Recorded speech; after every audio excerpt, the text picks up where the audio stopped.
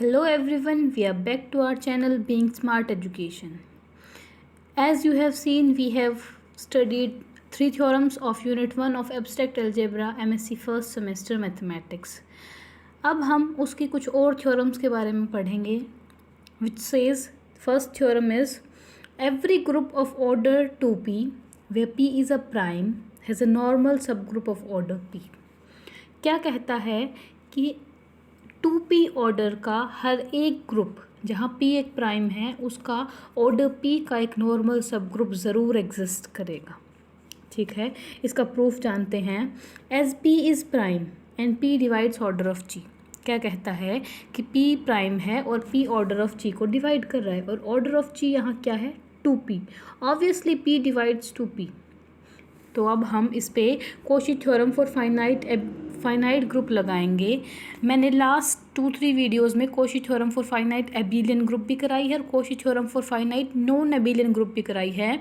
If you have not watch the video please go and watch them, and if you like the videos please like the videos and subscribe my channel. अब बात करते हैं कि अगर p एक prime है और p divides order of g, तो यहाँ हम Cauchy theorem for finite group लगा सकते हैं विच सेज कि देयर एग्जिस्ट एन एलिमेंट, एक नॉन आइडेंटिटी या नॉन ज़ीरो एलिमेंट एग्जिस्ट करेगा g में जिसका ऑर्डर वो p होगा which divides the order of g. ठीक है, अब हम इस a एलिमेंट से जनरेटेड एक साइक्लिक सब ग्रुप ले लेते हैं h. Let H be the cyclic subgroup of G generated by element A. किसको कैसे लिखते हैं जनरेटेड एलिमेंट को? H is equal to generated by A. Generated by A means first element is A raised to power 1, next is A square, next is A cube up to A raised to power P. क्योंकि इस A का order P था और A का order P है means A raised to power P is equal to identity. ठीक है, और साइक्लिक सब ग्रुप की डेफिनेशन क्या कहती है कि जो एलिमेंट का ऑर्डर होगा वही, मतलब जनरेटर का ऑर्डर होगा वही ग्रुप का ऑर्डर भी होगा. जनरेटर ए है, ए का ऑर्डर पी है, इसलिए order of H also becomes P. ठीक है, अब बात करते हैं index of H in G. Index के बारे में हम पता करें कि इंडेक्स क्या कहता है. The number of distinct left or right cosets of a group, ये होता है इंडेक्स.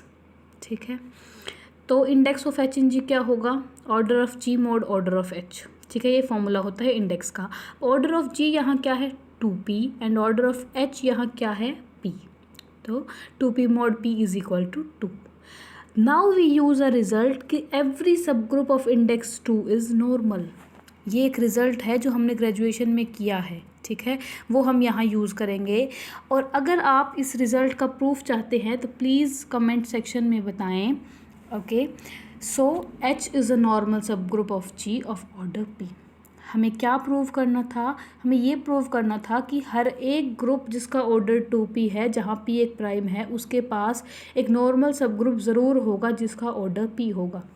नॉर्मल सब ग्रुप दिखाने के लिए मैंने इंडेक्स को 2 दिखा दिया कि भाई index of H in G क्या होगा 2 होगा. ठीक है, उसके लिए पहले मैंने दिखाया Cauchy theorem for finite group से कि G के पास एक ऐसा एलिमेंट ज़रूर एग्जिस्ट करेगा जिसका ऑर्डर P होगा और फिर उस A एलिमेंट से जनरेटेड मैंने H साइक्लिक सब ग्रुप ले लिया. ठीक है, उस साइक्लिक सब ग्रुप का भी ऑर्डर P होगा because the order of generator is equal to order of cyclic सब ग्रुप. तो इस तरह से order of H in G क्या आ गया 2 आ गया and then we applied the result that every सब group of index 2 is normal. Hence our theorem is proved. अब बात करते हैं नेक्स्ट थ्योरम की. ठीक है, ये इतनी इंपॉर्टेंट थ्योरम्स नहीं हैं जितनी कि हमने अब तक 3 थ्योरम्स की वो थी, लेकिन these are very useful for us, तो हमें ये समझनी भी ज़रूरी हैं. नेक्स्ट थ्योरम क्या कहती है? Let G be a finite group of order p raise to power n. G एक फाइनाइट ग्रुप है जिसका ऑर्डर है p raise to power n, जहाँ p एक प्राइम है. इफ़ यू हैव नोटिस्ड, हमने अब तक जो सारी थ्योरम्स की है उनमें p प्राइम है. ठीक है, तो अब तक तो ये तो याद ही हो गया होगा. शो दैट g हैज़ सब groups of order 1 p square up to p raise to power n. क्या कहता है कि अगर मेरा g एक फाइनाइट ग्रुप है of order p raise to power n, जहाँ p एक प्राइम है, तो g के वो सारे सब ग्रुप्स एग्जिस्ट करेंगे जिनका order 1 p square up to p raise to power n. यानी कि आइडेंटिटी से शुरू होकर जी तक, क्योंकि जी का ऑर्डर तो Pn है, इसलिए जी का जो सब ग्रुप होगा वो जिसका ऑर्डर Pn हो वो तो जी इटसेल्फ हो जाएगा और वन आइडेंटिटी। तो मतलब ऐसे सब ग्रुप्स भी एग्जिस्ट करेंगे जिनका बीच में P हो, P² अप टू P⁻n-1। ठीक है, अब हम ये बात प्रूव करते हैं इंडक्शन हाइपोथेसिस से। We shall prove the result by induction on n। हम अब n पे इंडक्शन लगाते हैं। If n is equal to 1, अगर मेरा n 1 हो जाए then order of g is equal to P⁻1। ठीक है, P हो गया। Now identity and G itself are सब groups of G. Improper subgroups हमें पता है आइडेंटिटी एंड जी होते हैं ग्रुप जी के। ठीक है, आइडेंटिटी का ऑर्डर ऑलवेज 1, जी का ऑर्डर P है ही, इसलिए मेरे पास subgroups improper subgroups मिल गए जिनका ऑर्डर 1 एंड P होगा। So the result is true for n is equal to 1।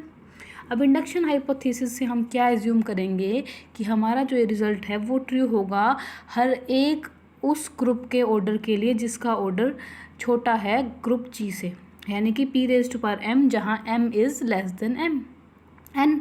ठीक है, अब लेते हैं now order of G is equal to P⁻n।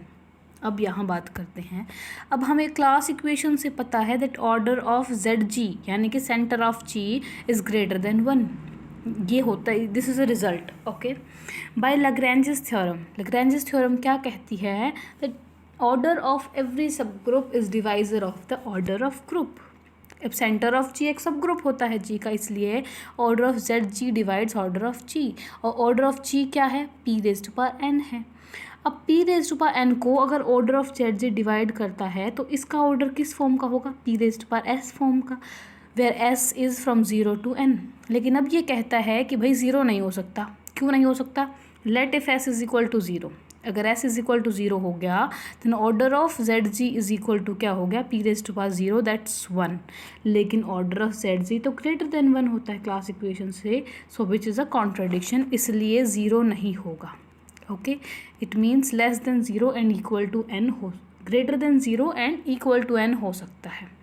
Okay, सो इसने बोला कि ऑर्डर ऑफ ZG क्या होगा P⁻s where s is greater than 0।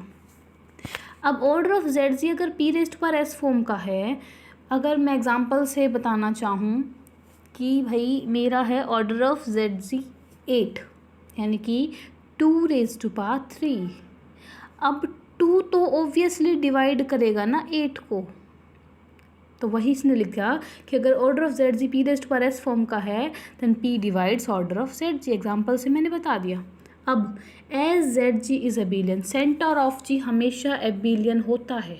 ठीक है, क्योंकि एबिलियन की प्रॉपर्टी क्या कहती है, अगर मैं मल्टीप्लिकेशन की बात करूँ that AB is equal to BA, अगर AB उस ग्रुप के 2 एलिमेंट्स हैं। और ZG भी क्या कहता है कि वो एलिमेंट्स ग्रुप के जो हर एक एलिमेंट के साथ कम्यूट करे, यानी कि XY is equal to YX। ठीक है, जहाँ x भी G का है y भी G का है, इसलिए मेरा सेंटर हमेशा एबिलियन ग्रुप होता है। अब इस पे हम Cauchy theorem for finite abelian group लगा सकते हैं कि भाई इसके पास भी वो नॉन ज़ीरो एलिमेंट ज़रूर होगा जिसका ऑर्डर P होगा, क्योंकि P एक प्राइम है जो डिवाइड कर रहा है ऑर्डर ऑफ ZG को। अब सेम चीज़ हमने इसमें मान ली। अब मैं इसका एक सब ग्रुप मानती हूँ H। Let H be cyclic सब group of G generated by this A। ठीक है, अब H जनरेटेड बाय A है तो ये A² A⁻³ up to A⁻P होगा, जहाँ A⁻P आइडेंटिटी है। ठीक है, अब देखिए as A belongs to centre, A centre से बिलोंग कर रहा है ना, क्योंकि मैंने यहाँ लिया था कि A belongs to centre of G। ठीक है, ये रहा। अब देखिए so every element X belongs to G commutes with A। Centre की डेफिनेशन तो यही कहती है ना कि G के हर एक एलिमेंट के साथ कम्यूट करें। ठीक है, अब A सेंटर से है तो मतलब A सब के साथ कम्यूट करेगा। अब H जो एक सब ग्रुप है G का, मतलब वो पूरा का पूरा कम्यूट करेगा किसी भी X के साथ विच बिलोंग्स टू G। ठीक है, यानी कि A अगर बिलोंग करे सेंटर को तो A और A की सारी पावर्स को म्यूट करेंगी G के हर एलिमेंट के साथ। मैंने मान लिया X है, so HX is equal to XH for all X belongs to G। अब ये किसकी होती है, ये होती है नॉर्मल सब ग्रुप की फॉर्म कि भाई अगर left coset is equal to right coset हो जाए तो मेरा H नॉर्मल सब ग्रुप होगा ऑफ G। ठीक है। Hence G mod H is well defined, ठीक है। फैक्टर ग्रुप मेरा वेल डिफाइंड हो गया क्योंकि एच एक नॉर्मल सब ग्रुप हो गया ऑफ जी। अब order of G mod H निकालना चाहूँ तो क्या बनेगा, order of G mod order of H. अब ऑर्डर ऑफ जी क्या है, P raised to power N, और ऑर्डर ऑफ एच क्या है, पी, ठीक है, वो लिख दिया मैंने, which becomes P raised to power N minus one. अब P raised to power N minus one is always less than P raised to power N, ठीक है। अब मैंने क्या इंडक्शन हाइपोथेसिस से मैंने क्या बनवाना था कि मेरी ये थ्योरम ट्रू होगी हर एक उस ग्रुप के लिए जिसका ग्रुप का ऑर्डर जी से कम है। अब order of G mod H P raised पर एन माइनस वन है जो पी एन से कम है, इसलिए मैं अब जी मोड एच पे मेरी हाइपोथेसिस अप्लाई कर सकती हूँ, that is G mod H has सब groups of order one P square up to P raised पर एन माइनस वन होंगे इसके पास। Let these sub groups be, मैंने मान लिया फर्स्ट है H naught bar, second H one bar up to H N minus one bar, such that कि भाई एच नॉट बार का ऑर्डर होगा वन, एच वन बार का ऑर्डर होगा P up to H N minus one bar का order होगा P N minus one, जो मैंने इस तरह लिख दिया, let order of H I bar is equal to P I where I is from zero to N minus one, ठीक है। Now the sub group H I bar, अब H I बार किसका सब ग्रुप है, जी मोड एच का, तो वो किस तरह का होगा, वो होगा H I bar is equal to H I mod H, इसी का तरह का तो होगा ना कि भाई जो ऊपर वाला लिया है ना वो एक सब ग्रुप होना चाहिए इस ऊपर वाले का जो नीचे वाले को कंटेन करे। यह आम भाषा में था, अगर मैं इसको मैथमेटिकली बोलूँ तो H I mod is equal to H I bar mod H where H I is a सब group of G containing H, ठीक है। देन अब पी आई मैंने क्या बताया, order of H I bar. अब order of H I bar में H I bar किस तरह से है, H I mod H I, ये मैंने लिख दिया। अब ऑर्डर ऑफ ए मोड भी क्या होगा, order of A mod order of P, तो मैंने वही लिख दिया order of H I mode order of H. अब ऑर्डर ऑफ एच तो मुझे पता है यहाँ से कि पी होगा, वो मैंने लिख दिया। मुझे चाहिए था ऑर्डर ऑफ एच आई, तो मैं पी को उस साइड लेके गई, ठीक है। तो मेरे पास क्या आ गया, ऑर्डर ऑफ एच आई आ गया P I into P, that is P I plus one, ठीक है। मिल गया ना मुझे वो एलिमेंट। अब मुझे इससे वो सारे एलिमेंट्स मिल गए। अगर मैं एच को ज़ीरो रखूँ तो ऑर्डर ऑफ एच नोट क्या आ गया, P raise to power one, और अगर मैं एच वन रखूँ तो P raise to power two, इसलिए मिल गए ना मुझे सारे। अब ऑर्डर ऑफ अगर मैं एच एन माइनस वन रखूँ तो P raise to power N हो गया, ठीक है। P raise to power N और order of H not P है, और फर्स्ट वाला जो वन होगा वो आइडेंटिटी ऑलवेज अ सब ग्रुप होता है, इसलिए मुझे वो सारी चीज़ें मिल गई, ठीक है। Also identity is a subgroup of order 1, thus we have obtained the subgroups identity h naught h up to hn minus 1 जिनके orders 1 p square and up to p raised पर n होंगे respectively, ठीक है। यही मुझे दिखाना था कि भाई अगर मेरा पी एन ऑर्डर का एक फाइनाइट ग्रुप है तो उसके पास सब ग्रुप्स होंगे किस तरह के, one P square up to P raised पर एन, जो मैंने इंडक्शन हाइपोथेसिस से प्रूव कर दिया। Okay, let's move on to the next theorem.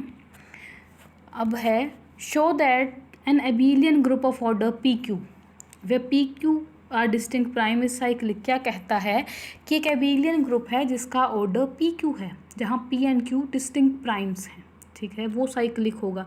मुझे साइक्लिक प्रूव करने के लिए क्या प्रूव करना पड़ेगा कि भाई जो मेरा ग्रुप का ऑर्डर है ना पी क्यू, मुझे ग्रुप में एक ऐसा एलिमेंट मिल जाए जिसका ऑर्डर सेम पी क्यू हो। साइक्लिक यही बोलता है कि भाई ग्रुप के ऑर्डर के इक्वल मुझे एक ऐसा एलिमेंट मिल जाए जिसका ऑर्डर भी सेम हो, जनरेटर का एलिमेंट सेम मिल जाए मुझे ऑर्डर ऑफ जी के। So we have order of G is equal to P Q given है।